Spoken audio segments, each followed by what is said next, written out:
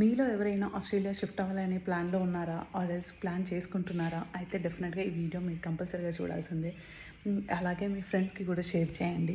ముందుగా డెఫినెట్‌గా మనకొచ్చే క్వెషన్ ఏంటంటే ఫుడ్ గురించి. ఫుడ్ ఎలా ఉంటుంది అక్కడ మనకేంటి అని చెప్పి. ఒకప్పుడు ఇండియన్ రెస్టారెంట్స్‌కి వెళ్ళాలి అంటే మనం ఒక 20-30 మినిట్స్ ట్రావెల్ చేయాల్సి వచ్చేది. ఇప్పుడు అలా లేదు. ప్రతి ఏరియాలో మినిమమ్ 2-3 రెస్టారెంట్స్, ఇండియన్ రెస్టారెంట్స్ అయితే డెఫినెట్‌గా ఉన్నాయి.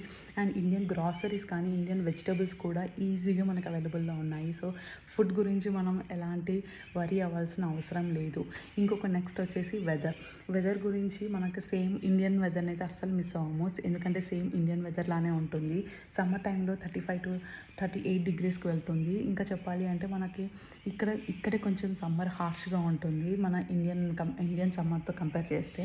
అండ్ ఇంకా వింటర్ అప్పుడు కూడా అంతే. వింటర్ కూడా కొంచెం ఇక్కడ వింటర్ కొంచెం హార్ష్గా ఉంటుంది. స్నో అయితే అలా ఉండదు. సిడ్నీ, మెల్బోర్న్ అలాంటి ప్లేసెస్లో అయితే స్నో ఉండదు. బట్ కంట్రీ సైడ్ అంటే రీజనల్ ప్లేసెస్కి అలా వెళ్తే డెఫినెట్గా అక్కడ స్నో ఉంటుంది. నెక్స్ట్ వచ్చేసి ఫ్రెండ్స్.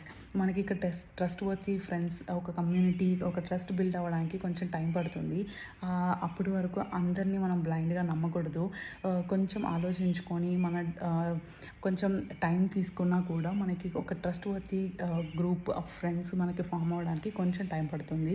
అలా అని చెప్పి ఇక్కడ చాలామంది ఇండియన్స్ ఉంటారు, మనకి హెల్ప్ చేస్తారు, మనకి జాబ్స్ రిఫర్ చేస్తారు అనే మైండ్ సెట్తో రాకండి.